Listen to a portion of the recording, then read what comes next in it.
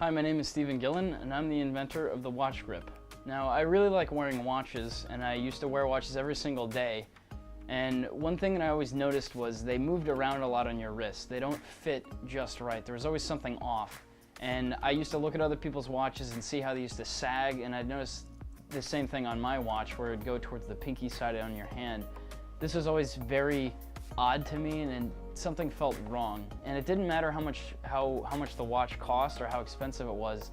They almost all of them did this. So I was really interested by this and looked into it further and basically ended up designing the WhatchGrip. I went through several different prototypes and different materials, and that's what I came up with. So this is one of my favorite watches that I like to wear. I took this to a jeweler and actually had it sized to my wrist. When I got it home, it didn't feel like it really fit properly. It moved around a little bit too much, and when you notice it, when it naturally falls on my wrist, basically you just stick it right on the back of the watch. Any watch you can put it on that has a clean metal back to it, and you can immediately see the difference between it. So here I have another watch to demonstrate, which has a leather band instead of the metal clasp. But when I put that on, you can see it does basically the same thing when I give it a shake. It sits right on that wrist bone again, goes to the pinky side of my hand. It looks pretty sloppy. You know, I see this a lot. I never really liked the feel of this. Also how it goes to the bottom like that. So let's go ahead and put the WhatchGrip on there and see what the difference is like. So you just stick it right on the back. You can barely even tell that it's there. You can't even see it on the metal watch.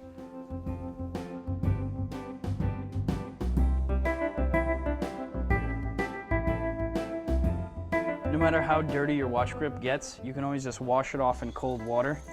Just run it on there for a couple seconds. Knock off all the dirt and gunk and anything you got on there because it is sticky.